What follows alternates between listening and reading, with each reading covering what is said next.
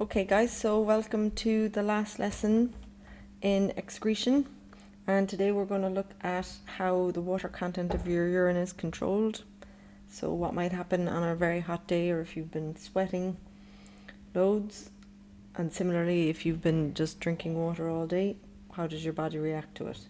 So for me it is roughly page 193 of our notes book, so we'll get into it. So if you are thirsty, if you eat too much salt, if it's a really, really hot day, well, what's going to happen to your blood plasma? So remember now, we have said before that plasma is the liquid part of your blood. So if it's a really, really hot day and you're really thirsty, what do you think the water content of your blood is going to be?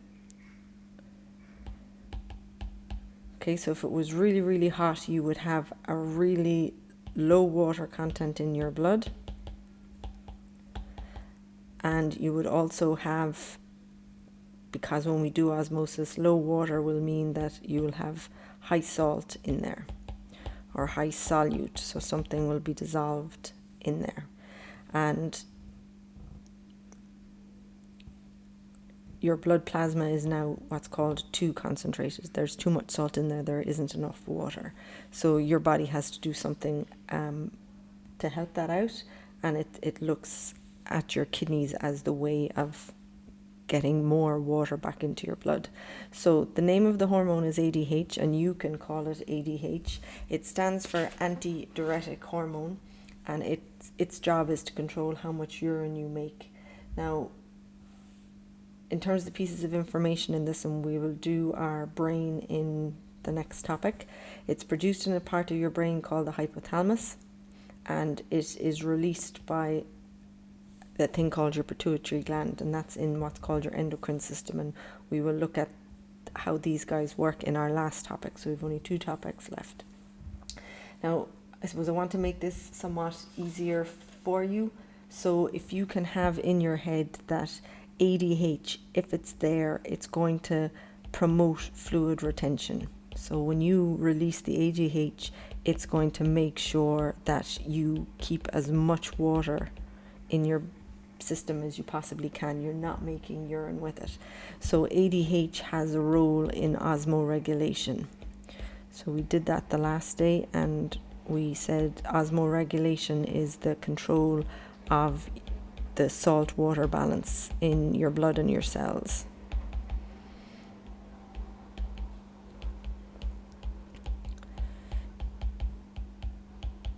Okay, so you're going to need to add these in. So if ADH is present, you are going to retain water. You're not going to be weeing it out. Now, there is a diagram for this, and I'm going to show you what the diagram is.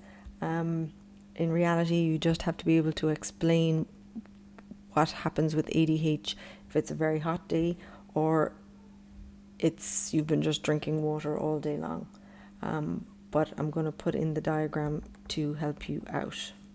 Apologies.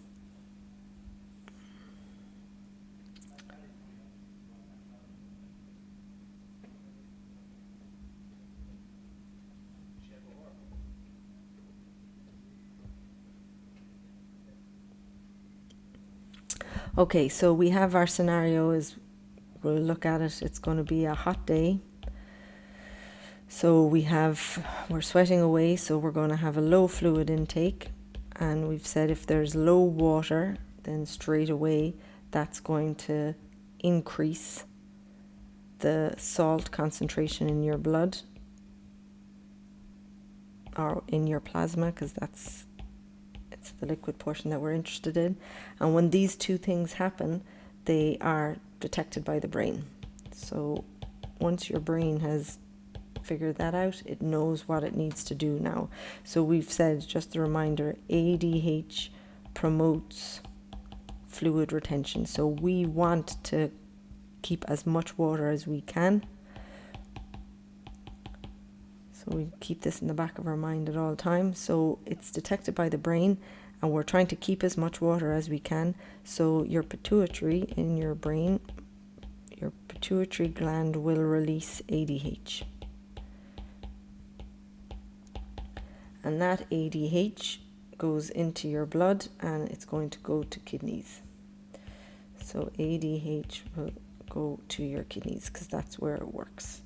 Now, in your kidneys, it wants to keep the water inside. So what it will do is it will make the distal convoluted tubule, so I'm just going to call it the distal tubule, and your collecting duct. It makes them more permeable to water. So that means that any water that is going down those tubes is going to go back into your blood. So I'm just going to put the little diagram in here. So we have our cup, we have our squiggle, we have our loop, we have another squiggle, we have a candy cane. So the ADH, we'll do blue for water. Once the ADH comes along, it literally will make water leave it. So that's what it means when it says permeable.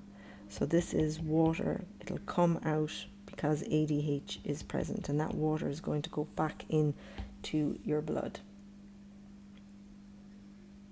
Okay, so the fact that we are getting more water is reabsorbed.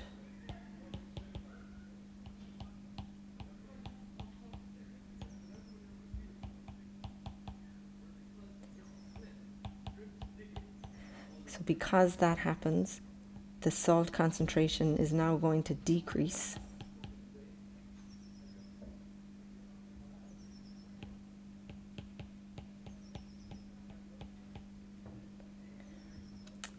In your plasma.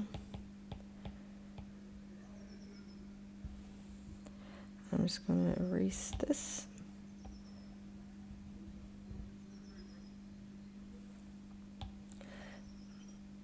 So our salt concentration has decreased in the plasma, and what this does now is it inhibits ADH formation because we don't want to retain any more. So inhibits ADH release, we maybe will say might be a better thing, and that would be detected in your brain.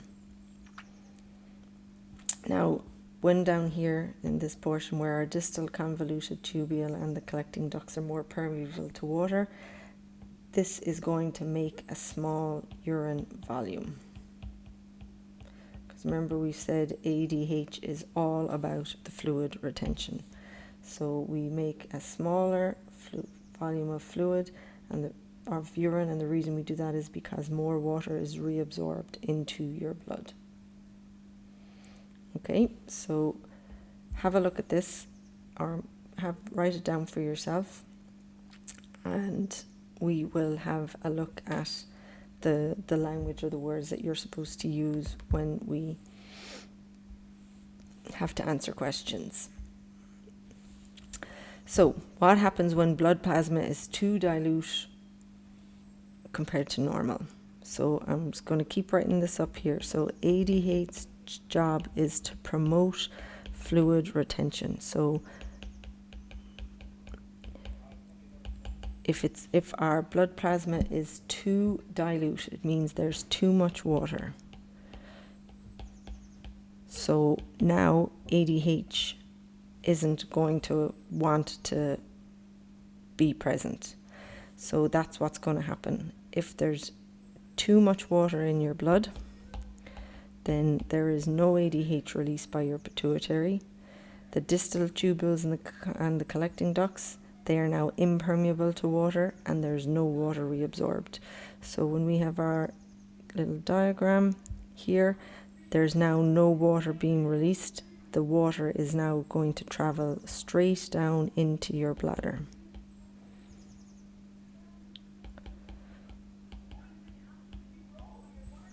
So you're going to make a lot more wee in this instance.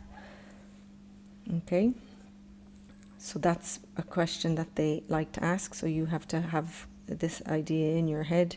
If there's loads of water in your blood, then there's going to be no ADH made. There'll be no permeability for your distal convoluted tubules and your collecting ducts. you're going to have a real large volume of urine produced. So similarly, when the blood plasma is too concentrated, so again, not enough water in the blood. And we keep saying ADH's job is to promote fluid retention. So now we're going to need the ADH because we don't have enough water. So then ADH is released by your pituitary. It's the distal convoluted tubules in your collecting ducts are now more permeable to water, and more water is going to be absorbed. So in this one, we now can put the little arrows out here and here, and this is all water into blood. So if the water is going into your blood, it's not going to be made into urine. So that's why you'll make a small volume of concentrated urine.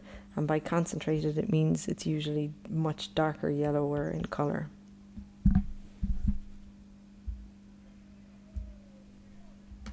Learn about antidiuretic hormone, or ADH. Antidiuretic hormone, or vasopressin, helps to control fluid volume. ADH is secreted by the posterior portion of the pituitary gland. The pituitary gland is divided into anterior and posterior portions.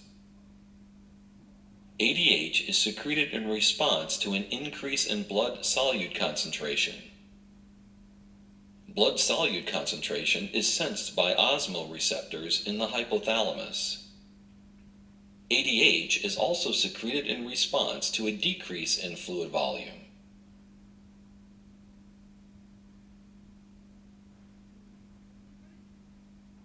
ADH is a hormone that travels in the blood to the kidneys. ADH promotes fluid retention by the kidneys. ADH has an effect on the distal convoluted tubule and collecting duct of the nephron. Let's take a closer look. ADH makes the distal convoluted tubule more permeable to water.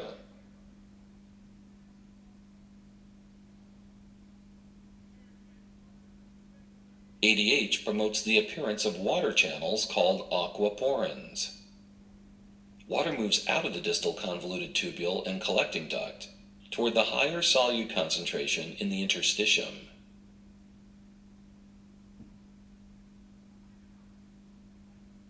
Water moves into the blood, increasing blood volume and decreasing blood solute concentration. This works to restore homeostasis. We hope you have learned something about ADH, and see you next time.